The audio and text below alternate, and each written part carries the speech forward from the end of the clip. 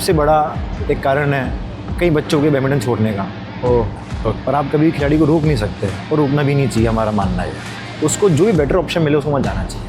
हम ये नहीं कह रहे कि हम बेटर हैं या वो हमसे बेटर है, लेकिन ये कि खिलाड़ी को किसी एक पर निर्भर नहीं होना चाहिए। तो भी पढ़ रहे हैं। अगर आप आईडी के लिए पेमेंट ले रहे हैं सभी खिलाड़ियों से, तो कुछ फैसिलिटीज़ भी उनको प्रोवाइड कराई जाए। अपना मानना ये है। बैडमिंटन के रिगार्डिंग या उसके अलावा भी हमारे पास एक ही की है, मनोज दासो जी। बहुत सपोर्टिव, बहुत ही जिंदा दिल आदमी है। हाँ, तो वो है। अब उस प्राइस वैल्यू को क्या करेगा प्लेयर? अभी मेरे 2018 के पैसे मेरे अब आए हैं।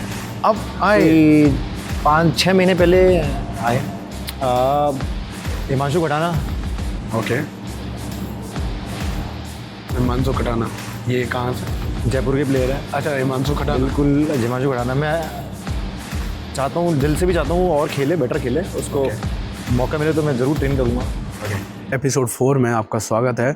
और आज हम गेस्ट को लेके आए हैं। गेस्ट नहीं बोलूँगा, मैं बोलूँगा हमारे भैया जी, हमारे senior badminton player, national international player Nikhil Jhangir ji, जिनसे हमने काफ़ी कुछ सीखा है, काफ़ी कुछ उनके देखा है, उनको खेलते हुए हमने शुरू से।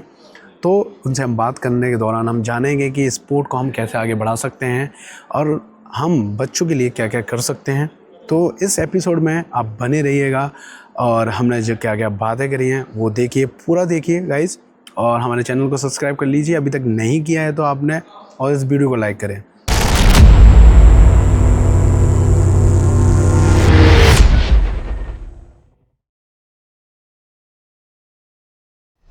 ओके भैया, अपन अभी बात करेंगे आपका बैडमिंटन से जुड़ने का कौन सा टाइम था, कितनी एज में जुड़े, कब?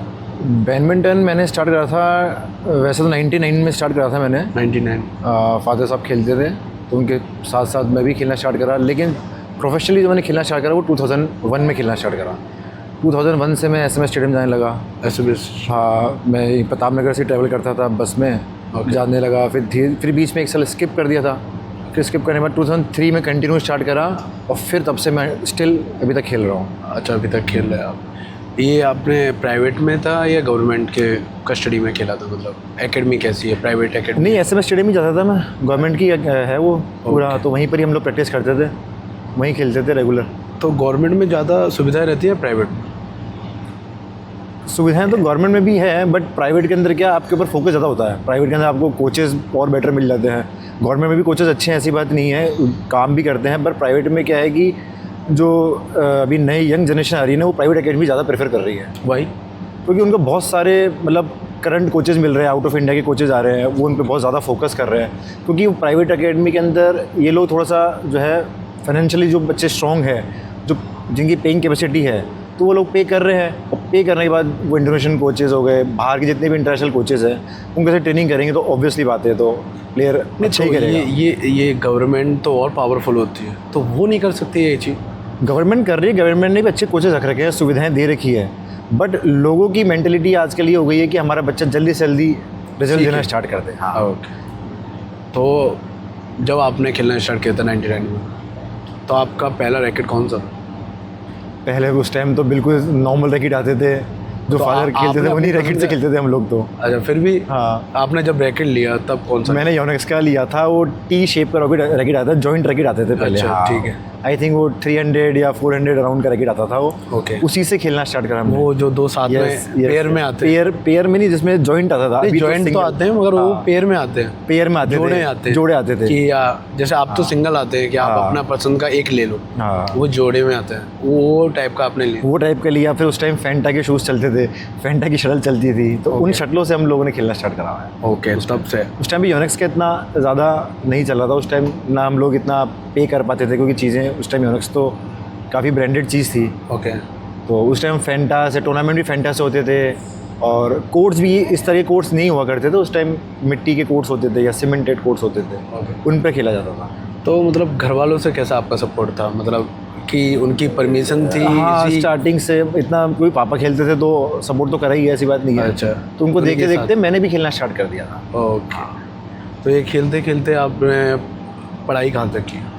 पढ़ाई मैंने बीकॉम कंप्लीट कर रखा है, ग्रेजुएट हूँ मैं प्रॉपर। अच्छा, हाँ, बीकॉम कंप्लीट करके एमकॉम मैंने 1 साल करके फिर स्किप कर दिया था। एमकॉम वजह? जॉब लग गई थी, फिर मैंने कंटिन्यू नहीं कर पाया, उस टाइम एजी में लग गया था मैं। अच्छा, तो कंटिन्यू नहीं कर पाया। एजी में जॉब भी कर रहे हो आप? तो स्पोर्ट कोटे से लगे हो या? स्पोर्ट्स कोटे से ही लगे, यस।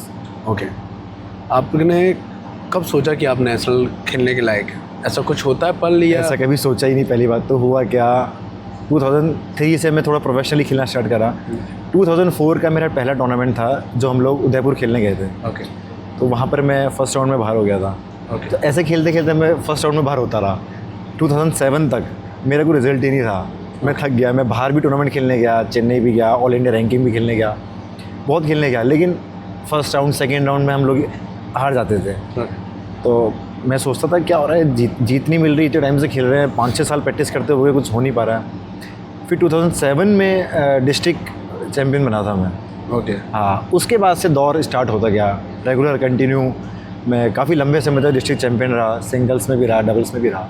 और इस दौरान आपने जब तक आप जीत नहीं रहते उस दौरान आपकी मेंटल हेल्थ को कैसा है? बहुत ज़्यादा डिस्टर्ब हो गया था कि मैं जीत क्यों नहीं पा रहा हूँ। क्योंकि प्रैक्टिस आप प्रॉपर बिल्कुल कर रहे प्रैक्टिस हो कर ही रहे थे हम लोग। हाँ, और उसके बावजूद भी आपको एक कोई मुकाम नहीं मिल रहा, तो एक प्लेयर को आप कैसा लगता है? मेंटल सेटिस्फेक्शन नहीं होता उस टाइम में। थक जाता है कि भाई मैं 5-6 साल से मेहनत कर रहा हूँ, रिजल्ट में। तो कई प्लेयर्स ऐसे हैं जो उस टाइम होप छोड़ देते हैं खेलने की, पर मैं लगा रहा। मैंने तो छोड़ा ही नहीं। मैं इतना ज़्यादा लगा रहा कि मेरे को छोड़ना नहीं था। बैडमिंटन से इतना प्यार हो चुका था कि अब बैडमिंटन छोड़ ही नहीं सकते हम लोग। तो करते करते मुझे ये पता था कि मेरे को मेहनत का फल 100% मिलेगा, और वो मुझे मिला। थोड़ा पेशेंस रखना पड़ता है और पेशेंस तो बिल्कुल रखना पड़ेगा आपको। जब अगर आप में पेशेंस नहीं है तो आप स्पोर्ट्स नहीं, आप किसी भी चीज़ में आगे नहीं बढ़ सकते। क्लियर नहीं? जब आप खेल रहे थे उसके दौरान आपका जब नेशनल खेला तब वो क्या एक्सपीरियंस था जब फर्स्ट नेशनल खेले आप? फर्स्ट मैंने नेशनल खेला था 2009 के अंदर, स्कूल नेशनल खेला था। ओके, तो बहुत ज़्यादा खुशी थी। मैं स्टेट में 3rd रहा था। ओके, तो फर्स्ट नेशनल था, तो एक तरह से एक चार्म होता है। हाँ। उस टाइम मुझे याद है क्या कैसे हुआ था कि हमारा ट्रायल था और मेरे ब्रदर की शादी थी। ओके, मैंने शादी मिस करी। मैंने कहा मेरे को खेलना इंपॉर्टेंट है, अच्छा, अगर मैंने ये नहीं खेला तो मैं नेशनल नहीं होगा। ओके, मैं शादी मिस करके मैंने वो टूर्नामेंट पार्टिसिपेट करा और वहाँ पे 3rd पोजीशन हासिल करके फिर मैं स्कूल नेशनल खेलने गया था विजयवाड़ा। मुझे आज भी याद है वो दिन। वो लाइफ का सबसे अच्छा दिन था मेरा। तो पहला मेरा नेशनल कहलाया। ओके। ऐसा कोई मैच जो आपको मोमेंट याद हो कि बहुत आपके लिए एक एक्सपीरियंस बहुत लाजवाब हो उसका? मेरा एक मोमेंट था, 2009 का ही मोमेंट था, जब जैसा कि मैंने बताया कि बहुत लंबे टाइम से पेशेंस चल रहा था, रिजल्ट नहीं आ रहे थे। डिस्ट्रिक्ट जीतना भी एक इतना उस लेवल का रिजल्ट नहीं है, लेकिन हाँ एक सेटिस्फैक्ट्री है कि भी अपन ने कि हाँ शुरुआत तो हुई। बीकानेर के अंदर टूर्नामेंट था और उस टाइम अंकित अरोड़ा सब लोग जानते हैं, राजस्थान का बहुत अच्छा प्लेयर है। ओके, तो उससे कोई जीत नहीं पा रहा था। बहुत अच्छा भी खेलता भी अच्छा था। और उस टाइम पीरियड के अंदर क्या है, हम लोगों ने एक्चुअली काफ़ी ज़्यादा मेहनत करी। मैं उस टाइम पीरियड में थोड़ा बाहर भी गया ट्रेनिंग करने, जयपुर से बाहर भी गया। कहाँ पे? हैदराबाद गया मैं खेलने, MS आरिफ सर के पास गया था। ओके, आरिफ सर जो साइना नेहवाल के कोच, जो जो पी गोपीचंद के भी कोच थे। ओके, पद्मश्री अवार्डेड, उनके पास गया। तो उस टाइम 6-7 महीने वहाँ ट्रेनिंग ली। ओके, आया, आने के बाद बीकानेर में गया तो वहाँ पर 2010 की बात है, 9 की नहीं। फिर वहाँ पे जाने के बाद मैं तो पूरा फिट था, कॉन्फिडेंस था कि मैं अच्छा परफॉर्म करूँगा। तो मेरी वही जर्नी चल रही थी, रिजल्ट चलता रहा। मैं अंडर 19 के फाइनल में पहुँचा, मेंस के डबल्स फाइनल और अंडर 19 के डबल्स फाइनल। मैं 3 फाइनल उस स्टेट के अंदर खेला। अच्छा, और 19 का जो मैं फाइनल पहुँचा उसमें मेरा सेमीफाइनल मैच था अंकित अरोड़ा के साथ। ओके, अब चूंकि हर किसी को पता था कि भी उससे थोड़ा जीतना टफ था, तो मेरे लिए भी वही टास्क था कि भाई हाँ मेंटल स्टेबिलिटी नहीं थी उस टाइम पे। फिर भी मैं फिट था तो मैं कॉन्फिडेंस था, तो मैं खेलता रहा, मैं लग के खेलता रहा। मैं जीत गया, मंगे से जीत गया। और वो पल इतना अच्छा पल था कि एक खुशी थी कि यार अपन ने अच्छे खिलाड़ी को हराया है।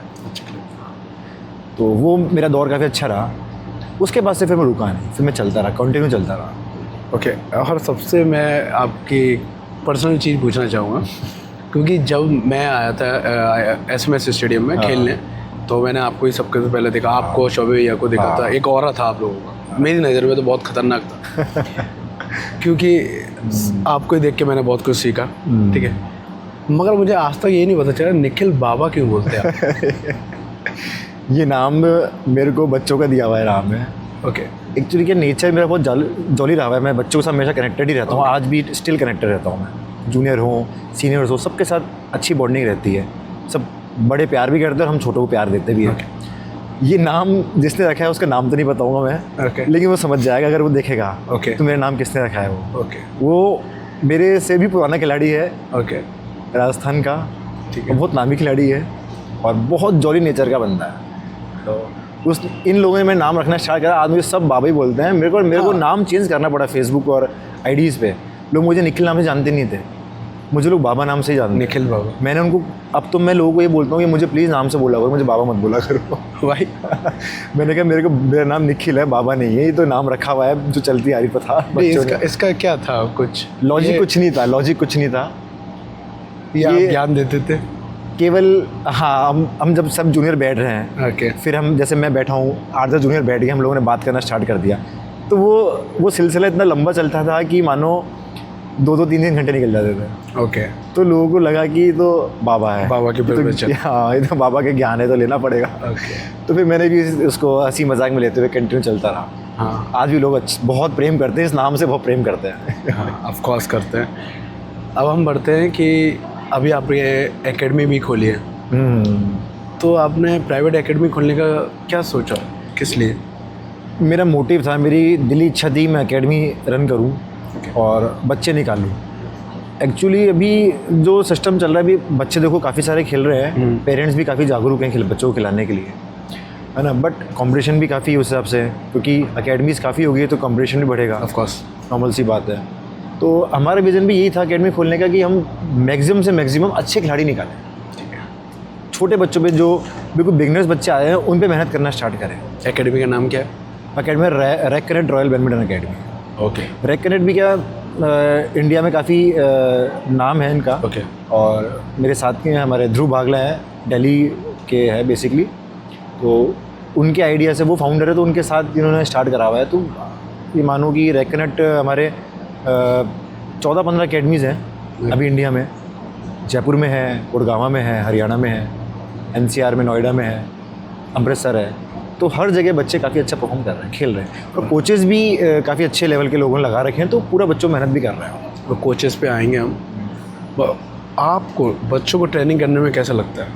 बड़ा मज़ा आता है। ऐसा लगता है कि जितना हम लोगों ने सीखा है वो इनको सिखा दें।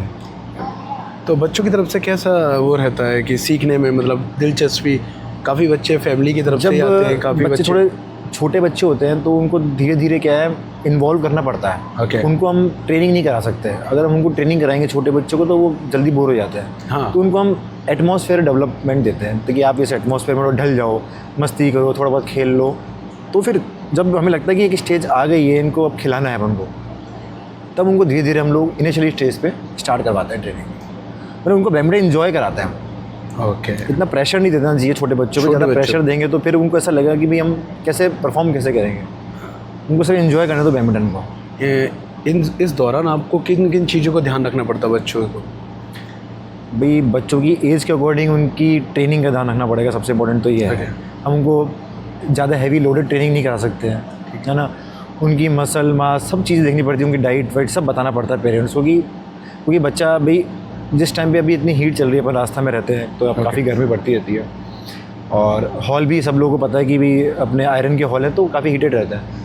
तो उस टाइम बच्चे, हम लोग ये सजेस्ट करते हैं कि बच्चे खेलना है तो नींबू पानी लाइक ग्लूकोज कुछ अपने साथ में कैरी करते हुए लेके आए, ताकि उनको डिहाइड्रेशन फील ना हो। सिंपल पानी और नींबू पानी, ये जरूरी है कि सिंपल पानी ना पी के? नहीं, सिंपल पानी भी आप इंटेक करो, लेकिन ज़्यादा सिंपल पानी भी आई थिंक नुकसानदायक रहता है। कि बच्चे क्या एकदम प्रैक्टिस से आते हैं? नहीं, एकदम प्रैक्टिस आने के बाद नहीं, थोड़ा वेट करके आप डायरेक्ट पसीने में पानी पिएंगे तो फिर बच्चों को नुकसान, थ्रोट की प्रॉब्लम और ये बीमार हो सकते हैं बच्चे। तो मैं इनको बताते रहता हूँ बच्चों को, बीच में हम लोग गाइड करते हैं कि खेलने के आप जस्ट बाद में पानी मत पियो, थोड़ा रेस्ट करो 2-3 मिनट, बॉडी जो हीट अप कम हो तब आप लोग पानी पियो। तो कोई खिलाड़ी हैं आपके एकेडमी के जो अभी काफ़ी अच्छी पोजीशन रखते हैं? अभी एक अंश अमरनानी है, वो खेल रहा है। ओके। और अच्छा खेल रहा है, डिस्ट्रिक्ट में भी जीतता है। ओके। फाइनल भी खेलता है, डबल्स भी अच्छा खेलता है। ओके। तो अब कर रहा है, अभी धीरे कर रहा है। अच्छा। अभी बाकी पुराने प्लेयर्स हैं जो भी कर रहे हैं, बाहर खेल रहे हैं एकेडमी में, बेंगलोर भी खेल रहे हैं। ओके। मनीष फोगट है, साक्षी फोगट है, ये स्टार्टिंग में हमने खिलाया था। Okay. आज इंडिया के टॉप 10 रैंकिंग में है। तो दोनों कोच को बच्चों का कैसा नाम लगता है जब वो अपने है। बड़ा अच्छा फील होता है कि अभी अपने बच्चे हैं। नहीं, ये तो अपने बच्चे हैं। जब आपने किसी को 10 साल दिए, वो चेंज करके कहीं और चला जाए। देखो, खिलाड़ी का तो फ्रीडम माइंड होता है, खिलाड़ी है ना खुले दिल का होता है। Okay. और आप कभी खिलाड़ी को रोक नहीं सकते और रोकना भी नहीं चाहिए, हमारा मानना है। उसको जो भी बेटर ऑप्शन मिले उसको वहाँ जाना चाहिए।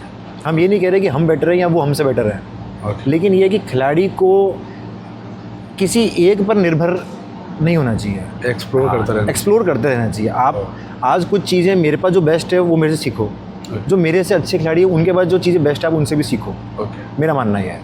तो एक कोच की लाइफ आप सुबह किसी से बच्चे को है ना बांध नहीं सकते। आप बांधोगे तो ऐसा लगेगा कि भाई ये मेरा ही बच्चा है, ये कहीं नहीं आ सकता। हाँ। आप वो मेंटली से मत सिखाओ, क्योंकि हम लोग भी बाहर गए हैं, हमारे कोचेज़ भी हैं, ओके। हाँ। लेकिन आज भी हमसे बड़े प्रेम रखते हैं। तो अच्छा रहता है, ऐसा कोई दिक्कत नहीं है। तो एक कोच की लाइफ सुबह से लेकर शाम तक क्या रहती है? कोच की लाइफ सुबह शाम तक, क्योंकि प्लेयर की तो प्रैक्टिस प्रैक्टिस प्रैक्टिस। जैसे प्लेयर प्रैक्टिस कर रहा है ना, सेम कोच प्रैक्टिस कर रहा है, ये मान लो आप। अच्छा। ये मान लो प्लेयर्स जो है, प्लेयर को सीढ़ी चढ़ाने में पूरा कोच का ही हाथ रहता है। कोचेज ही उसकी बैकबोन है। ओके। हाँ, कुछ अगर प्लेयर सुबह 5 बजे ट्रेनिंग करने आ रहा है तो कोच भी ऑब्वियसली 5 बजे आ रहा है। 5 बजे आ रहा है। प्लेयर दिन में सेशन ले रहा है, कोच भी दिन में सेशन ले रहा है। मैं आपको एक वाक़या बताता हूँ, हमारे साथ क्या हुआ। जब हम लोग हैदराबाद खेलते थे तो उस टाइम पे जो आरिफ सर के साथ में, आरिफ सर एक सेशन लेते थे हमारा इवनिंग वाला, और मॉर्निंग के दोनों सेशन गोवर्धन रेड्डी सर थे, ओके। वो रहते थे। तो उनका मुझे आज भी याद है कि जब हम लोग जाते थे उस टाइम हमारा काफ़ी कोर ग्रुप हुआ करता था। हमारे ग्रुप में अभिमन्यु सिंह जो इंडिया रिप्रेजेंट कर चुका, सचिन रावत थे, ये अपने सिंधु थी, और अश्विनी पोनप्पा थी, चेतन आनंद भैया थे, और विनय भैया थे, विद्याधर भैया थे, ज्वाला गुट्टा जी थी। हम सब लोग का बहुत कोर ग्रुप था उस टाइम पे। तो गोवर्धन सर क्या करते थे, जैसे हमारा दिन का सेशन होता था ना, तो वो हमारे को सोते हुए मिलते थे कोर्ट में। अच्छा। तो वहाँ से भी एक मोटिवेशन मिलता था कि हम लोग यहाँ पर आके खेलने आए हैं, और हमारा कोच हमारे सामने। देखो, मतलब कोचेज़ के पास भी इतना टाइम नहीं है कि कहीं अपनी पर्सनल लाइफ भी कोचेज़ कहीं ना कहीं सफ़र करता है इन चीज़ों में। अच्छा। वो कोर्ट पे सो रहे थे, जैसे ही हम लोग पहुँचे हमें ट्रेनिंग स्टार्ट करवा देते थे। तो ये मैंने देखा है। अच्छा, वो मॉर्निंग में आपसे पहले आ गए? हाँ, कोचेज़ आजकल- हमेशा मॉर्निंग में पहले आते थे। आजकल तो नहीं आते हैं। नहीं, आते ही, आज भी आते ही हैं। मैंने काफ़ी लोग जो अभी तक मेरे जिनको मैं जानता हूँ वो आते हैं। ओके। अब आते हैं अपनी एकेडमी में कि जब अपन प्रैक्टिस कराते हैं तो शटल की शॉर्टेज रहती है बहुत। शटल की रहती है। शटल बैडमिंटन के अंदर ये मान लो आप सबसे बड़ा एक कारण है कई बच्चों के बैडमिंटन छोड़ने का। ओह। क्योंकि सबसे कॉस्टली चीज़ ही शटल आती है। क्योंकि आप ना एक योनेक्स का एक टीआर का डब्बा आप अगर मान के चलो तो 2000 का भी आ रहा है, और AS2 आई थिंक 2500 अराउंड आ रहा है। और मेजर प्रॉब्लम भी ये है कि इनकी सप्लाई भी इतनी नहीं है, कई बार रुक जाती है बीच में। डिमांड तो ये बहुत है, डिमांड बढ़ाने के डिमांड लिए तो बहुत है, डिमांड तो बहुत है। जब उन्हें मालूम है डिमांड बहुत है, और डिमांड ये मार्केट तो में बहुत है। हर वीक का शटल का डिब्बा लेना है, या हर वीक में एक डिब्बा बच्चे को चाहिए, मस्ट है। तो ये जानबूझ के डिमांड बढ़ाई जाती है या नहीं, जब नीडेड हो गया पहले। अब जैसे अपन कंपेयर करें हमारे टाइम पर, अब जो करंट वाले टाइम पे है, तो आजकल बच्चे नई शटलों से भी मल्टी करते हैं। जैसे अपन लोग हर वीक में एक डिब्बा, हर मंथ के अंदर अपन लोग एक डिब्बा बच्चों से मल्टी शटल लेते हैं। ओके। तो नए शटलों से बच्चे मल्टी करें तो बहुत बेटर कर रहे हैं, अच्छी बातें कर रहे हैं। हमारे टाइम पे तो जो शटलें साइड में रहती थी ना, छोटी टूटी वूटी, हम लोग उनसे शटल से मल्टी करते थे। ओके। हाँ, हमने कहीं मल्टी नई शटल से मल्टी करी नहीं, देखी नहीं हमने करते तो हुए। एक अच्छी शटल क्वालिटी में और बुरी शटल क्वालिटी में कोई फ़र्क होता है? मतलब फ़र्क कुछ प्राइस मेजर फ़र्क नहीं होता है। सब चीज़ें एक ही तरीके से बनती है। एक फेदर का काफ़ी फ़र्क पड़ जाता है कि योनेक्स जो फेदर यूज़ होता है वो पेटेंट है, तो वो और कोई फेदर यूज़ नहीं कर सकता। ओके। तो इसलिए योनेक्स की जो है डिमांड बहुत ज़्यादा है। ओके। और बेस्ट शटल है, एज सबको पता है कि Yonex one of the best shuttle in plastic India. से अपन प्रैक्टिस करते हैं, हाँ, और फिर फेदर से टूर्नामेंट होते हैं, तो इन दोनों में दिक्कत नहीं होती है? क्योंकि अगर प्लास्टिक से आपने नहीं है। 6 महीने प्रैक्टिस करी है और अचानक से 1 महीने बाद टूर्नामेंट है, नहीं, अगर फेदर से आप लोग 15 दिन 20 दिन भी प्रैक्टिस कर लोगे तो आपकी सेट हो जाती है। नहीं जो की प्लेयर है। हो जाती है, जो प्लेयर्स रेगुलर परफॉर्म कर रहे हैं उनको प्रॉब्लम नहीं आती है। वो तो खैर प्लास्टिक से खेलते ही नहीं है। लेकिन जो छोटे बच्चे हैं ना, वो रेगुलर इतना पेमेंट, मतलब इतना खर्चा नहीं कर सकते कि भैया वो रेगुलर बेस पे भी फेदर से खेले तो उनको प्लास्टिक से खिलवाते हैं, लेकिन जब टूर्नामेंट आते हैं तो उस टाइम पे उन लोगों को हम लोग फेदर प्रोवाइड करवा देते हैं या पेरेंट्स को बोल देते हैं फेदर से 1-1.5 महीने फेदर से कराओ। तो उस टाइम पीरियड में वो लोग मोल हो जाते हैं, उसमें ढल जाते हैं, ओके। सेट हो जाता है। क्योंकि आई थिंक फेदर का बैलेंस अलग होता है, प्लास्टिक का अलग होता है। फेदर को आपको कंट्रोल करना पड़ता है, ओके फेदर आपके कंट्रोल से चलेगी, ओके। प्लास्टिक आपके कंट्रोल से नहीं चलती कभी भी। पावर से चलते, नहीं, पावर आपको फेदर में ज़्यादा चाहिए, फेदर में ज़्यादा चाहिए। प्लास्टिक में पावर कम लगती है। तो दोनों में अंतर क्या है, मतलब प्लास्टिक और फेदर में? प्लास्टिक शटल्स तो क्या है यूजुअली प्रैक्टिस और इसके लिए होते इसके लिए होती है, आप डबल्स खेल लो, मेंबर्स लोग जो खेलते हैं अपने इवनिंग में टाइम, वो लोग खेल सकते हैं प्लास्टिक से। बट आप प्लास्टिक में कौन सी प्रोफेशनली अच्छी खेल रहे हैं 300 से खेलते थे हम, 350 भी अच्छी आती है, मैं भी 350। इनमें अंतर होता है कुछ? कुछ ज़्यादा अंतर नहीं होता है, थोड़ा सा ये है कि स्पीड स्लो और फास्ट का अंतर होता है इन लोगों का। ओके बाकी आप प्लास्टिक को भी स्लो और फास्ट कर सकते हो। ओके। जो एकेडमी, प्राइवेट एकेडमी होती है, उन्हें कोई स्पॉन्सरशिप मिलती है? अगर प्लेयर अच्छा परफॉर्म कर रहा है उस एकेडमी के अंदर ओके। तो मिल जाती है।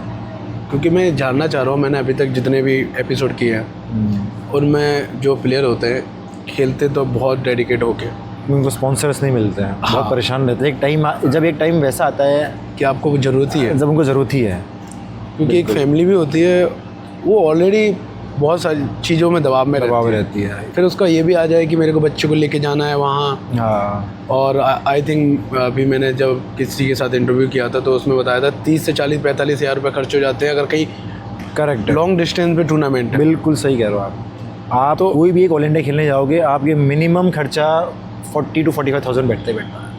हाँ, तो उसके लिए अब हर किसी को तो चलो नहीं देते, अब पॉसिबिलिटी है अगर वो स्पॉन्सरशिप भी देंगे तो फर्स्ट, सेकंड, थर्ड। हाँ, आपकी परफॉर्मेंस बेस्ड होती है, आपकी जो परफॉर्मेंस बेस्ड है वो होती है। और आज के टाइम पे जो बच्चे अच्छा परफॉर्म कर रहे हैं इंडिया में, तो AI, एयरपोर्ट ऑफ इंडिया और बहुत सारी कंपनीज भी है जो सपोर्ट करती है, बट थोड़ा इनिशियली स्टेज पे आप लोगों को पुश करना पड़ता है। आप ऐसे डायरेक्टली भरोगे तो हो सकता है आपको नहीं मिले। हाँ, फिर भी उसमें भी थोड़ा ऐसा रहता है कि फर्स्ट, सेकंड, थर्ड वाले को ना मिल के 10th वाले को मिल जाती है। ऐसा 10th वाले को मिलना ऐसा नहीं है, पर इंडिया में ये मानो आप टॉप जो 30 रैंक है जिनकी बैडमिंटन में, वो लोग ले लेते हैं, मतलब वो लोग स्पॉन्सरशिप उनको मिल जाती है। टॉप 5 को तो मिल ही जाती है। उसके बाद भी जैसे पेरेंट्स अपने बेस पे या प्लेयर्स अपने बेस पे कंपनी को अप्रोच करते हैं तो उनको मिल जाती है। ओके। और आपको कोचिंग और एकेडमी को संभालने में कैसे मैनेज करते हो? बड़ा मुश्किल है, इतना आसान तो नहीं है। ओके। क्योंकि सुबह भी ट्रेनिंग लेनी पड़ती है बच्चों की, फिर शाम को इवनिंग का भी बैच रहता है, और थोड़ी खुद की फिटनेस के लिए हमें भी खेलना पड़ता है। हम भी बच्चों के साथ में खेल के तो बच्चे भी खुश रहते हैं हमसे और हम भी खुश हो जाते हैं कि भाई चलो इनके साथ खेल लिया। कभी कभी लगता है कि सर ने खेल लिया। कभी कभी खुद को हम जज कर लेते हैं कि भाई आज इसके बाद मैच खेल लेते हैं कि हम कहाँ स्टैंड कर रहे हैं, हमें पता लग जाता है। अच्छा, ये भी सही है। अब गवर्नमेंट प्राइवेट एकेडमी को कितना सपोर्ट करती है? गवर्नमेंट का प्राइवेट एकेडमी से तो कोई लेन देन है ही नहीं, जब गवर्नमेंट खुद की एकेडमी रन कर रही है। नहीं, फिर भी जैसे वो सपोर्ट करना चाहे कि कुछ सुविधा, कोच, क्योंकि बहुत सारे ऐसे प्लेयर हैं जो नेशनल, इंटरनेशनल हैं, बट कहीं वो कोचिंग लाइन में नहीं है, कोई जॉब में नहीं है, तो उनके लिए अगर वो गवर्नमेंट जो प्राइवेट एकेडमी में अपनी तरफ से भेजे। नहीं, अभी जैसे आप कोचेस की बात कर रहे हैं या एकेडमीज़ की बात कर रहे हैं, तो मैं बताता हूँ कि अब जो प्लेयर्स जिनकी परफॉर्मेंस नॉर्मल रही है, ज़्यादा अच्छी नहीं रही है, वो उन प्लेयर्स के लिए बहुत सारे ऑप्शन भी खुले हुए हैं। वो NIS भी कर रहे हैं और ये चीज़ें डिप्लोमा कोर्सेज होते हैं, तो वो कोचिंग लाइन में है, बच्चे कर रहे हैं, अच्छा सिखा रहे हैं। और गवर्नमेंट का जो है, गवर्नमेंट ने साइंस सेंटर खोल रखे हैं, खेलो इंडिया स्कीम निकाल रखी है, और जितने भी आपके आसपास स्टेडियम, अपने SMS स्टेडियम्स हैं, तो यहाँ पे कोर्ट अभी बने ही हैं, अपने मल्टीपर्पज़ हॉल भी अपने पास, और अपने पास 10-12 कोर्ट्स SMS में हैं। ओके।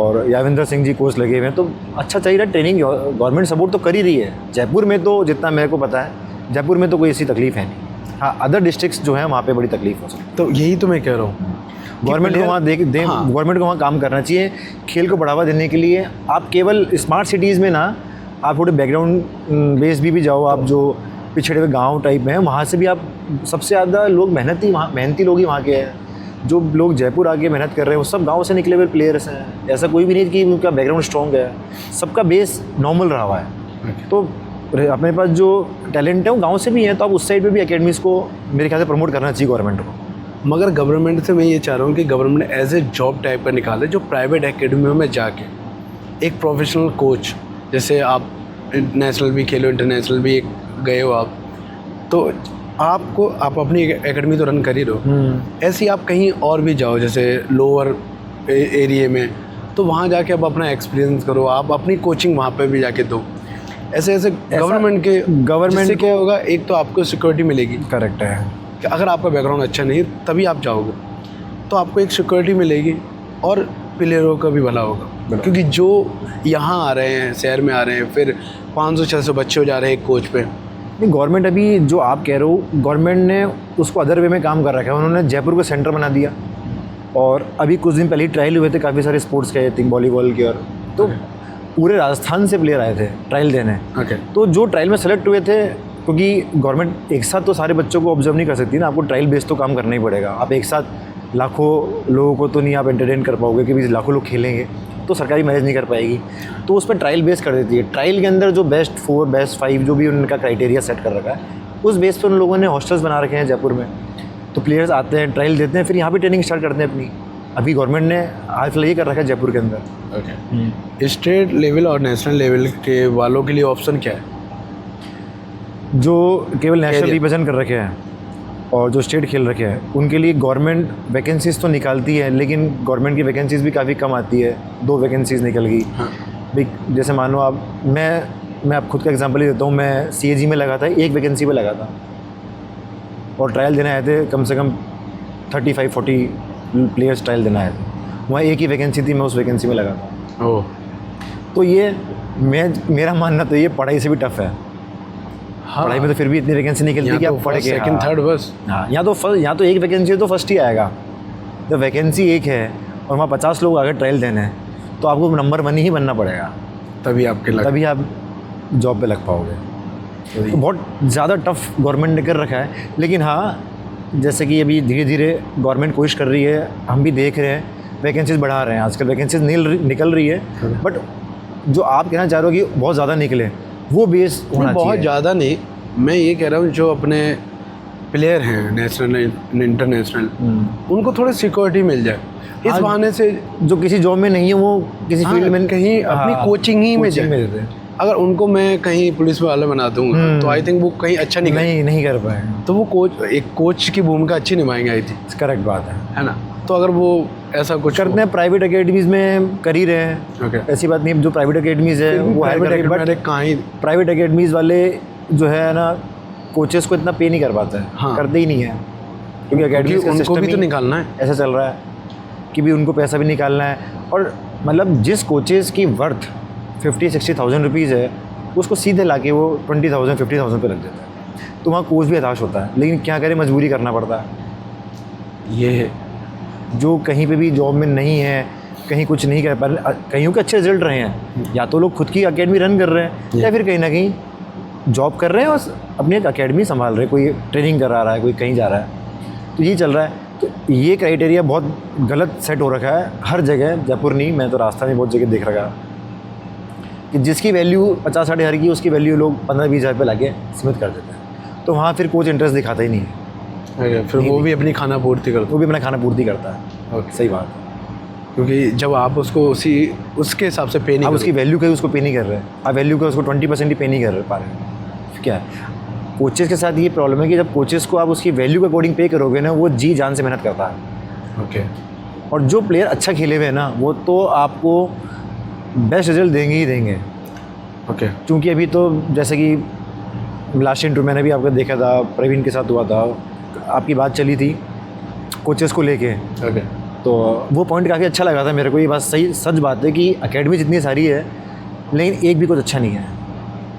सब रीज़न यही है, कम पे में रख लो और बस अपनी और एक भी प्लेयर, ये मान लो एकेडमी से निकल ही नहीं रहे। जब तक एकेडमी से प्लेयर नहीं निकलेंगे, एकेडमी का नाम कैसे होगा? लोगों की मेंटलिटी ये बन चुकी है कि एकेडमी खोलना है ओनली फॉर बिजनेस। यस। अगर एक भी एकेडमी जयपुर में या राजस्थान में या कहीं भी इंसान खोलता है या कोई खिलाड़ी खोलता है, तो इस विज़न से खोले कि मुझे बेस्ट से बेस्ट प्लेयर निकालना है ना, तो मैं आपको लिख के दे रहा हूँ कि बिज़नेस तो वो एकेडमी करेगी, खिलाड़ी भी निकलेंगे। लेकिन वो अभी सोच ही उनकी बिज़नेस की रह रही है। रीज़न ये है जो खिलाड़ी बनाएगा वो ही ढंग का नहीं है ना। मेहनत करनी पड़ती है ना, उसके लिए मेहनत भी करनी पड़ेगी, आपको अच्छा पे आउट देना पड़ेगा, हाँ। अच्छे कोचेस आपको हायर करने पड़ेंगे, वो करना ही नहीं या फिर आपको खुद इन्वॉल्व होना पड़ेगा। अगर आप खुद प्लेयर हो, आप एकेडमी के ओनर हो, तो आप खुद ऑन कोर्ट आओ। तो एक एकेडमी को खोलने में कितना खर्च हो जाता बहुत खर्चा होता है, बहुत खर्चा। मिनिमम आप अगर आप 5 करोड़ की या एकेडमी ओपन करते हो तो आप 1 CR मिनिमम है? एक्सपेंसेस है। ये ऊपरी खर्चा बता रहे हो आप? टोटल खर्चा पूरा बनाना करना, फिर लोग बाग आजकल रेंट पे लेके कर रहे हैं, तो मेरे को तो वो कॉन्सेप्ट अब समझ में नहीं आ रहा है कि भाई कैसे मैनेज हो पाता है। ओके, अब आप अपनी एकेडमी में गाइडेंस देते हो? बिल्कुल, मैं बिल्कुल इनको हर मंथ बच्चों को एक मोटिवेशनल बैच बनाता हूँ और खुद भी मोटिवेट रेगुलर बेस पे करता हूँ, खेलने के लिए मोटिवेट करता हूँ।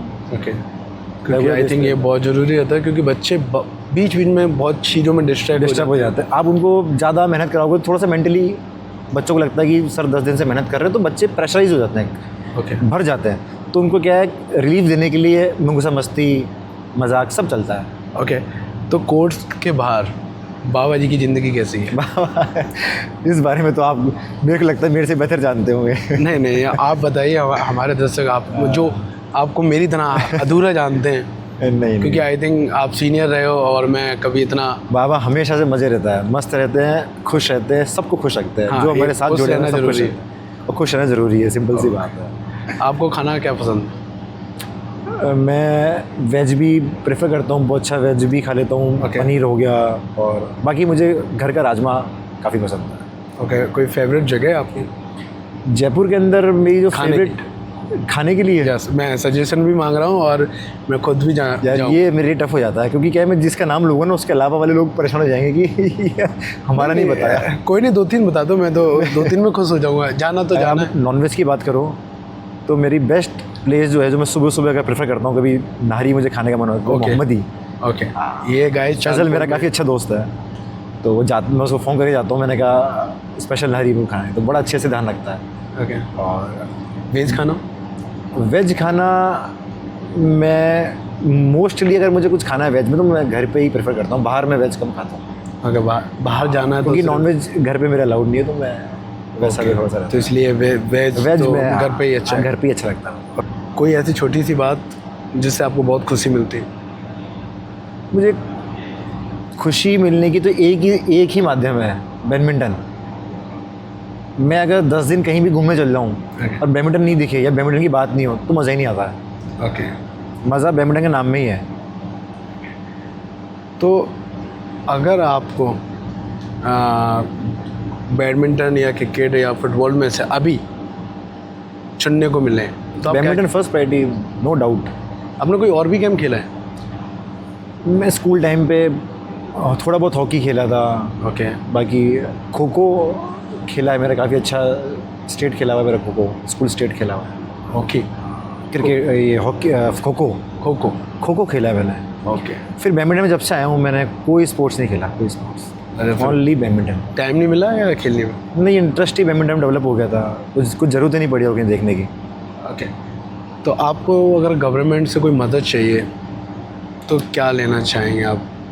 मैं तो गवर्नमेंट की एक ही चीज़ बोलूँगा, अगर वो कुछ कर सके बैडमिंटन में, तो बच्चों के शटलों का प्रबंध ये और ज़्यादा गवर्नमेंट की लेवल पे कर रहे हो या प्राइवेट एकेडमी को भी? सभी के लिए, जो बच्चे जहाँ खेल रहे हैं उनके लिए। क्या मतलब शटल को भी शटल गवर्नमेंट प्रोवाइड तो कराती है हालांकि, तो उसकी डिमांड और मतलब बढ़ा दें कि भाई, और सप्लाई और बढ़ जाए कि भाई बच्चों को और ज़्यादा मिल सके, ताकि परफॉर्मेंस अच्छी हो सके। आपको कभी लगता है कि जितने भी बच्चे खेल रहे हैं, almost not a Jaipur, all over India, right, इन सबको एक रजिस्ट्रेशन होना चाहिए, जिससे हमारी गवर्नमेंट को भी पता रहे कि हमारे इतने करोड़ बच्चे खेल रहे हैं इस गेम में, इतने करोड़ बच्चे खेल रहे हैं इस गेम पे।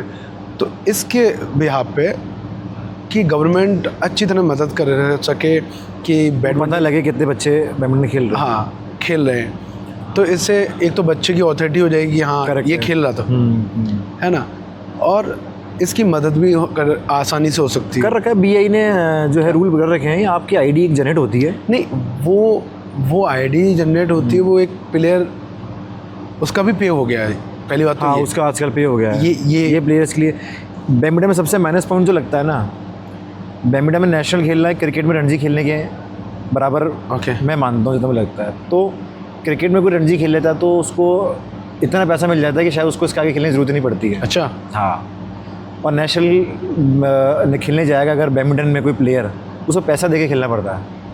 हाँ, और एक ये आईडी का और ये आईडी का और बोझ जिन्होंने बहुत इम्पैक्ट पड़ रहा है छोटे, करेक्ट बात है। पेरेंट्स पे भी पड़ रहा है और बच्चों पे भी पड़ रहा है। अगर आप आईडी के लिए पेमेंट ले रहे हैं सभी खिलाड़ियों से, तो कुछ फैसिलिटीज़ भी उनको प्रोवाइड कराई जाए, अपना मानना ये है। हाँ, अगर आप पे लो, कोई प्रॉब्लम नहीं, बट कोई ऑल इंडिया इवेंट हो रहा है या कोई रैंकिंग इवेंट हो रहा है, तो एटलीस्ट आप स्टे का या कुछ फूड का कुछ ना कुछ मेरे ख्याल से BI को करना चाहिए। ओके। अब मैं जो क्वेश्चन था उस पर आता हूँ। ये जो अपनी बाई आईडी है, ये तो सबकी नेशनल स्टेट के बाद बनती है।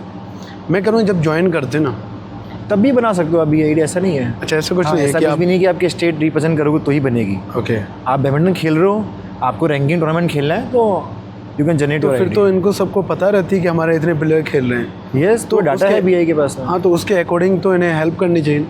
करना चाहिए। मैं आज आपके माध्यम से बैडमिंटन एसोसिएशन ऑफ इंडिया को कहना चाहूँगा कि भी जो भी आप लोग चार्ज करते हैं रिन्यूअल का या नई आईडी बनाने का, तो उसमें थोड़ा सा या तो आप प्राइस मनी इंक्रीज़ कर दें, या बच्चों को, जो छोटे बच्चे आते हैं उनको ठहरने का या कुछ भी आपके साइड जो कुछ फैसिलिटी प्रोवाइड कर सके वो ज़रूर करनी चाहिए। क्योंकि बाई और एक BCCI, बहुत फ़र्क है। BCCI अपने छोटे से छोटे लेवल के प्लेयर को भी बहुत सपोर्ट करती है। BCCI ने तो अभी रणजी जो रिटायर्ड प्लेयर्स हैं उनके लिए पेंशन स्टार्ट कर रखी है। बैडमिंटन में है ऐसा कुछ? बैडमिंटन में ऐसा कुछ भी नहीं है। लगता है आपको हो सकता है? होना चाहिए। बैडमिंटन में पैसा जब तक नहीं आएगा, प्लेयर्स को मोटिवेशन भी नहीं मिलेगा। ओके। क्योंकि इतना पैसा खर्च करते पेरेंट्स। आप जब खेल रहे थे तब बाई का क्या रोल था? मतलब तब इससे भी खराब था या नहीं? पहले जब हम खेले थे उससे तो बेटर हुआ ही है अभी। उससे बेटर? उससे तो बेटर हुआ ही है। ओके, तो आपको लग रहा है कि आगे कुछ और अच्छा हो? हाँ, मुझे लगता है आगे अच्छा होना चाहिए, बिल्कुल। क्योंकि बैडमिंटन अब BI के अंदर क्या है, जो भी पदों पे हैं वो सब खिलाड़ी प्लेयर्स आ रहे हैं। ओके। तो उनको पता है, पेन पता है, they know the pain of player, तो करेंगे कुछ ना कुछ बेटर करेंगे वो। नहीं, फिर भी एक उनके पास इतनी पावर तो होती है कि वो इजीली तरीके से कर सकते हैं। बहुत स्लो करते हैं, उससे क्या फ़ायदा है कि जो 5 साल का खिलाड़ी जो खेल रहा था वो 5 साल बाद काम हो। क्योंकि स्टडी तो आप अभी भी कर सकते हो। आई थिंक अगर आपका टीम है, ये आलस के चक्कर में नहीं कर पाते हैं या नहीं? ऐसा नहीं है, क्योंकि देखो अभी BI जैसे प्लेयरों को साल में काफ़ी टूर्नामेंट देती है। टूर्नामेंट देना अलग चीज़ हो गया। एक उसको टूर्नामेंट खेलने जा रहा है तो उसको खर्चा भी तो जरूरी है। खर्चा प्लेयर खुद को करना पड़ रहा है, ये बहुत बड़ा। देखो, आप एक प्लेयर नॉर्मल प्लेयर है, उसको खेलना भी खुद खेलना भी पड़ता है, और अपना डाइट का भी खुद रखना है, शटल का भी खुद रखना है, टूर्नामेंट भी खुद खेलना है, टूर्नामेंट में जाना है, उसके खर्चे ऑलमोस्ट, वहाँ पे भी रहना खाना। तो ये सब कुछ मैंने किसी क्रिकेट वाले से पूछा था। आई थिंक मैं लेके आऊँगा किसी क्रिकेट वाले को भी अपने पॉडकास्ट में। ओके, है ना? तो मैंने उनसे ऐसे ही ऑफलाइन पूछा था कि आपको पे होता है? कि हाँ होता है, month. As I told you कि जितने भी रणजी प्लेयर्स हैं मेरे ऑफिस में, काफ़ी सारे रणजी प्लेयर्स हैं और बहुत अच्छा परफॉर्म कर रहे हैं, तो सबको पेमेंट मिलता है। जो भी रणजी प्लेयर और अच्छा मिलता है, बहुत अच्छा मिलता है। तो यहाँ तो सिंगल गेम है सर। यहाँ तो सिंगल गेम है, वहाँ पूरा एक टीम गेम है, पूरे टीम वालों को मिलता है। उसके लिए BI कर रही कोशिश, मैं और उनसे यही रिक्वेस्ट कर सकता हूँ कि भाई जो हमारी एसोसिएशन है BI की, वो और बेटर से बेटर करेगी आगे फ्यूचर में। एक वक्त होता है, एक वक्त से ज़्यादा अगर आपको और अच्छी तरह उस टाइम पे मिलता है। जैसा कि आपने पूछा ना कि हमारे टाइम पे और आज के टाइम पे बहुत ज़मीन आसमान का फ़र्क आ चुका है। ओके। हमारे टाइम पे इतनी सुविधाएं नहीं मिलती थी, इतने अच्छे कोर्ट्स नहीं मिलते थे। अब जो कोर्ट्स का लेवल देखो, जो बच्चे खेलने जाते हैं, ओके, ये बड़े बड़े हॉलों में टूर्नामेंट होता है और काफ़ी तरह के, पहले क्वालिफाइंग राउंड्स कम होते थे, अब क्वालिफाइंग राउंड्स बढ़ गए हैं। ओके। तो एक मतलब काफ़ी सारे अलग अलग तरह के प्लेयर्स के साथ खेलने का मौका मिलता है जो भी खेलने आता है।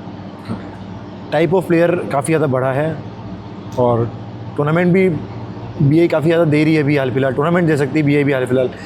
धीरे धीरे मेरे को लगता है कि पैसे भी इन्वॉल्व हो गए। PBL भी BI ने स्टार्ट करा था, जैसे अपने IPL की तर्ज पे, तो PBL भी चलता है, अच्छा चलता है। धीरे धीरे प्लेयर्स उसमें भी जुड़ रहे हैं। ओके। बट वो लेवल आपका उस मैच, वहाँ मैच खाना चाहिए। ओके, आप जो राजस्थान के जो भी अथॉरिटी है बैडमिंटन की, वो सपोर्ट सही करती है राजस्थान की बिल्कुल सेक्रेटरी साहब के शर्मा जी और हमारे जो वाइस प्रेसिडेंट है दासोद जी, सब लोग बहुत अच्छा सपोर्ट करते हैं। जिसमें आपको बताऊं, दासोद जी तो जो हमारे ज़िले के सचिव हैं सर, हाँ बता, वो तो मान लो कि बैडमिंटन के लिए ही हैं। ओके, ऐसा कोई बच्चा नहीं है जिनके लिए उन्होंने कुछ नहीं करा। आज तक करते हैं। आज भी हम कुछ कह दें उनको ओके, कि मनोज भी हमें तो ये चाहिए, तो हमें ज़रूरत नहीं पड़ती पूछने की। अच्छा, हाँ, बैडमिंटन में तो हमारे को कोई भी परेशानी हो, बैडमिंटन के रिगार्डिंग या उसके अलावा भी हमारे पास एक ही की है, मनोज दासोद जी। ओके, बहुत सपोर्टिव, बहुत ही जिंदा दिल आदमी है। अच्छा, चलो उनसे भी बात करनी है मुझे। जैसे ही मौका मिलेगा सर फ्री होंगे तो आपको जो बहुत सारे स्पोर्ट है उनमें कौन सा अच्छा लगता है जो आगे बढ़ सकता है? अदर स्पोर्ट्स के अंदर, अदर स्पोर्ट के अंदर बढ़ रहे हैं। जैसे अभी आप देखो, शूटिंग और ये आर्चरी काफ़ी अच्छे, परफॉर्मेंस भी काफ़ी अच्छी आ रही है और ये गेम भी निकल के आ रहा है, काफ़ी अच्छा चल रहा है। अभी ओलंपिक में मेडल्स आ रहे हैं। ओके, और मुझे लगता है कि इन गेमों में और ज़्यादा प्रमोट होंगे। ओके, आपने ओलंपिक की बात करी है। मुझे लगता है कि ओलंपिक में जब प्लेयर जीत के आता है उसकी तभी वैल्यू होती है, उससे पहले क्यों नहीं कर सकते अपन? नहीं, देखो, जब वो देश के लिए मेडल ला रहा है ओके, तो पूरा देश ही उसके साथ में लगा हुआ है। नहीं, उससे पहले उसको इतना सपोर्ट नहीं हुआ। काफ़ी लोग तो ऐसे जाते हैं, अपनी दम पे ही जाते हैं ओलंपिक में। नहीं, ओलंपिक में तो पूरा इतना एसोसिएशन तो सपोर्ट करती है, जाती हैं। कृष्णा नागर हमारे पैरा ओलंपिक गोल्ड मेडलिस्ट है। ओके, वो मेरे पास भी खेले हैं वो साल भर, अच्छा, और स्टेडियम में ही खेले हैं। तो काफ़ी अच्छा सपोर्ट है, बहुत अच्छे लेवल पे उनका प्रदर्शन चल रहा है। ओके, हाँ, बहुत अच्छा उन्हें परफॉर्म करा है और देश का नाम भी रोशन करा है। ओके, नहीं, जैसे ये जाते हैं ओलंपिक में, उससे पहले जो उनको सुविधा रहती है वो नहीं मिल पाती। किस तरह की सुविधाएं? सर, मेरे को लगता है सुविधाएं तो उनको भी सब मिल ही रही है। प्रैक्टिस करते हैं, शटलें मिल ही जाती है, कोचेज़ भी जयपुर में जो खेल रहे हैं। और गेमों की कहता हूँ, जैसे लोअर गेम अदर गेमों का आप कह सकते हैं। हाँ, बैडमिंटन तो अभी आई थिंक टॉप पे ही है, अभी टॉप पे चल रहा है, करेक्ट है। हाँ, है ना, मगर उस हिसाब से काम नहीं हो रहा है। आई थिंक टॉप पे चलने के बाद भी काम नहीं हो रहा है। इसमें एक बहुत बड़ा कारण तो मुझे लगता है ना, वो मीडिया भी है। क्यों? मीडिया का एक रीज़न है कि मीडिया अगर किसी भी अच्छे प्लेयर के साथ में जुड़ जाए ना, तो उस प्लेयर का नाम वैसे हो जाएगा। अच्छा, मीडिया भी एक बहुत बड़ा कारण है। मीडिया को भी प्लेयरों को प्रमोट करना चाहिए। ओके, तभी मैं आया हूँ। इसीलिए मैं चाहता हूँ कि अपने जो भी प्लेयर रह चुके हैं या अभी कोचिंग में भी आ गए हैं, उन सबसे जानूँ कि क्या मजबूत कर सकते हैं अपन बैडमिंटन को। आपको बेस पता लगेगा चीज़ों का। हाँ, अब मुझे पता चल रहा है कि ये एकेडमी भी स्पॉन्सर हो सकती है। बिल्कुल, है ना, तो ये है, मुझे भी स्पॉन्सर चाहिए गाइस। ओके, तो ये है। और भी स्पोर्ट जो भी होते हैं वो भी मजबूत हो। मेरा जो पॉडकास्ट का है, शो का मतलब यही है। मैं ये नहीं चाहता हूँ कि सिर्फ बैडमिंटन हो। नहीं, सभी स्पोर्ट्स उठ के आए हैं, जैसे कि हाँ, जो भी अपने निचले स्तर पे रह रहे हैं। अभी जैसे IPL चल रहा है, यस, तो आप जैसे स्पोर्ट्स पेज खोलोगे, हाँ, तो IPL ही आएगा। IPL लगता है। और आर्चरी, मैं कहना बहुत बड़ा कारण है, मीडिया बहुत बड़ा कारण है। ओके, तो मीडिया हाइप बनाता नहीं है किसी की। मीडिया अगर किसी को 10 दिन दिखा रहा है तो उसकी हाइप ऑटोमेटिकली बन जाती है। ये लोअर में नहीं दिखा रहा ना, क्योंकि मीडिया भी क्या करे, उसको भी टॉप वहीं पे मिल रहा है, टॉप प्लेयर्स वहीं मिल रहे हैं। सही है बात ना, ये रीजन ही है। बट अपने जब ओलंपिक में जीत के आते तभी मीडिया, उसके बाद तो मीडिया गायब हो जाती है प्लेयर्स की। करेक्ट है, ये ओलंपिक जीतते ही, मेडल लाते ही मीडिया उनके आगे पीछे वो रहती है। 5-10 दिन, बस 5-10 दिन होते हैं, उसके बाद उन प्लेयर का कोई आता पता नहीं। हाँ, तो यही मैं उस सवाल में ही कहना चाह रहा था कि उस हिसाब से प्लेयर को फिर उसका वजूद खो जाता है। हताश होते हैं, बहुत हताश होते हैं कि एकदम तो तुम हमें पूछ रहे थे और एकदम कोई भी नहीं है। सही बात है कि ज़रूरी नहीं है कि आप जीत के आए उस टाइम पे वो खर्चा मिल जाए। आई थिंक अपने अगर नेशनल प्लेयर को प्राइज मनी भी मिलती है, आई थिंक कितनी मिलती है? 1 लाख।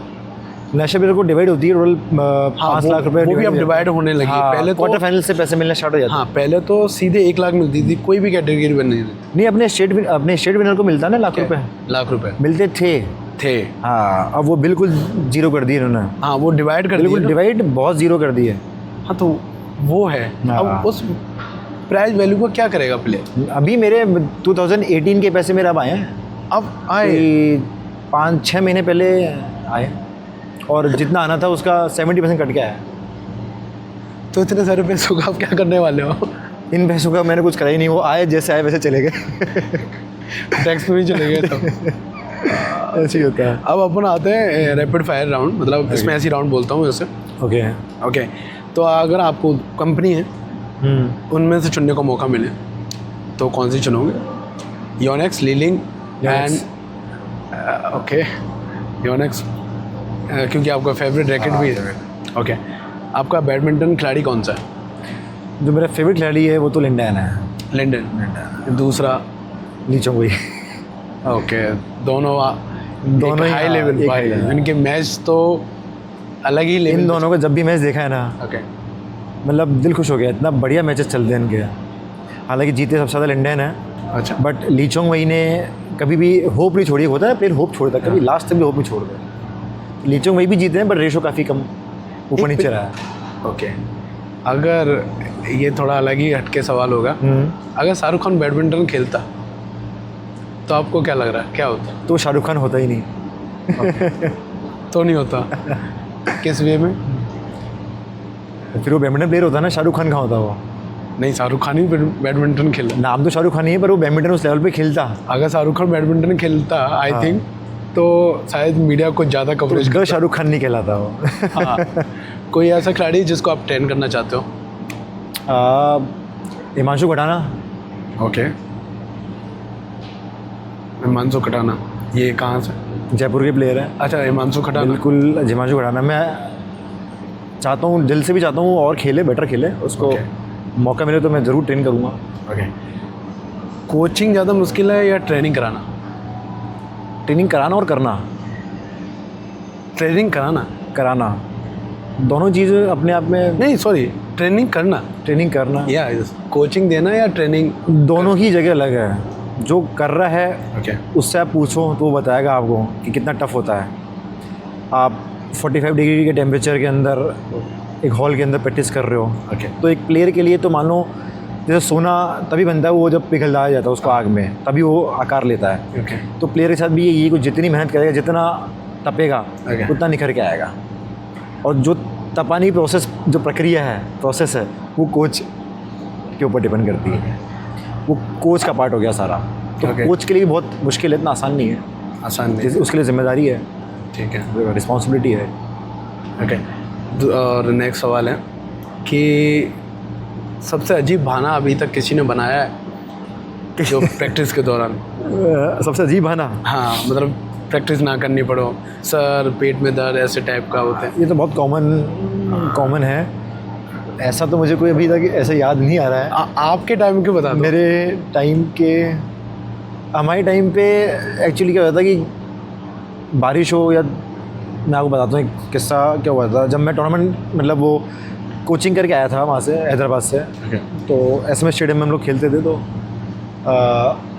हम सुबह प्रैक्टिस कर लेते थे और शाम को भी हमारा सेशन होता था। ओके, तो उस शाम वाले सेशन से पहले 2 से 4 का टाइम होता था, और गर्मी इतनी होती थी जितनी अभी है। ओके, उस टाइम हमने हमारे सेक्रेटरी साहब को बोला था, दासोद जी को, उन्होंने चाबी हमारे को हॉल की दे रखी थी, हम खेल। तो मैं, चौबे और फिर हम प्रवीण को बुलाते थे। तो हम उस टाइम बिल्कुल पीस के टाइम पे हम लोग प्रैक्टिस करते थे 2 घंटे एक्स्ट्रा, और फिर हम लोग उसके बाद सेशन ज्वाइन करते थे। तो वो टाइम ऐसा रहा हुआ है कि आप उस टाइम ऐसा जुनून था खेलने का कि आप उसको, चाहे कितनी गर्मी हो, कितनी बारिश हो, कितना तूफ़ान है, आप जाओगे जाओ। ओके, और हम जाते थे। ये जुनून एक प्लेयर में होना चाहिए खेलने का। मैं बात कर रहा हूँ बहाने की। और उस टाइम बहाना ये होता था कि सर, जैसे मेरा पर्सनल होता था कि जैसे हमें 5 बजे रिपोर्ट करना है। ओके, और मैं कभी, मुझे 5:15 साढ़े 5 जाते थी, तो मैं ही कहता था सर वो गाड़ी पंचर हो गई थी, टायर पंचर हो गया था, तो समय टाइम लग गया। अच्छा, मॉर्निंग के टाइम पे मॉर्निंग के टाइम पे ही बोलता था, क्योंकि मॉर्निंग टाइम पे ही टाइम मिल जाता था, शॉप्स खुली नहीं होती थी, तब हम ऐसे बहाने करते थे। और बाकी सर हमारे को सेंटर पार्क रनिंग करवाते थे, तो हम लोग काफ़ी सारे शॉर्टकट रास्ते थे वहाँ से, उस ट्रैक में से निकले, तो हम लोग वहाँ से शॉर्टकट करते करते कि लगा लिए सर 4 राउंड। ऐसा राउंड हो गया पूरा, काफ़ी चलता था। अगर आपका कोई रैकेट का ब्रांड बनाए तो उसका नाम क्या होगा? किसका ब्रांड? अगर कोई रैकेट का आप ब्रांड बनाते हैं, कोई ब्रांड बनाते हैं? Yes। बाबा बाबा रैकेट। रैकेट। ओके, आपने कभी कोर्ट पे डांस किया है? बिल्कुल करा है, कब? कभी भी कर लेता हूँ मैं, तो बहुत करा है मैंने, पहले भी करा है। अच्छा, प्रोग्राम। चलो, आपके फेवरेट शूज़ कौन से हैं? मैं योनेक्स ही यूज़ करता हूँ ज़्यादातर। ओके, इस शूज़ में क्या देखना चाहिए ज़्यादातर? कंफर्ट मेन या तो लुक? कंफर्ट हो गया, नहीं लुक तो कोई भी नहीं देखता, मेन तो कंफर्ट ही हो गया। बाकी जो सब कुशन ग्रिप होती है, क्योंकि आपको क्या पूरा लंज लेना पड़ता है, तो आपका पूरा जो लोड है वो हाँ, नीज पे और थाइस पे ही पड़ता है, तो उस हिसाब से वो कुशनिंग अच्छी होनी चाहिए शूज़ की। ओके, ये ध्यान देना चाहिए। बिल्कुल ध्यान देना चाहिए। अब आते हैं अपन, एक बहुत छोटा सा सवाल है। एक ग्रिप का बहुत बड़ा मामला रहता है। अभी मैंने लास्ट में की तो लोग बोलते हैं कि कैसे पकड़ें ग्रिप, सही तो पकड़े हैं। अभी मैंने प्रवीण भैया के साथ जो इंटरव्यू किया था उसमें उन्होंने बोला किसी को ग्रिप पकड़ना नहीं आती, तो काफ़ी लोगों ने बोला तो पकड़ते कैसे?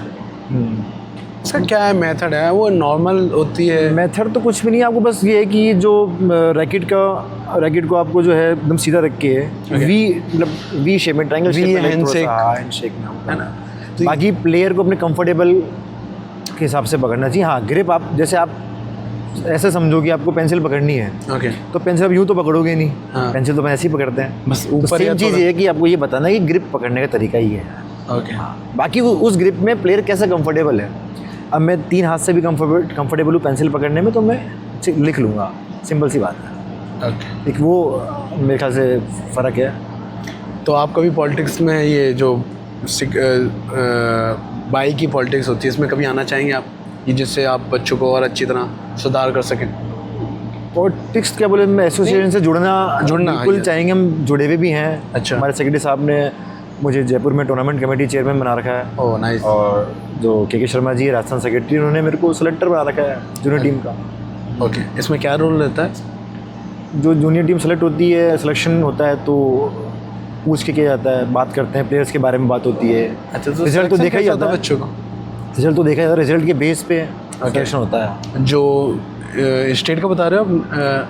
नेशनल्स के लिए जो होता है। ओके, राजस्थान से? राजस्थान एसोसिएशन के अंदर वो पद है, और जयपुर के अंदर टूर्नामेंट कमेटी चेयरमैन का पद है। अच्छा, तो राजस्थान की जो टीम जाएगी उसमें आप सेलेक्ट करोगे? मतलब हमारा पार्ट रहता है, हम लोग हमारे सजेशन देते हैं। ओके, तो उसमें बहुत सारे प्लेयर हैं, तो हाँ। किस हिसाब से सेलेक्ट करते हैं?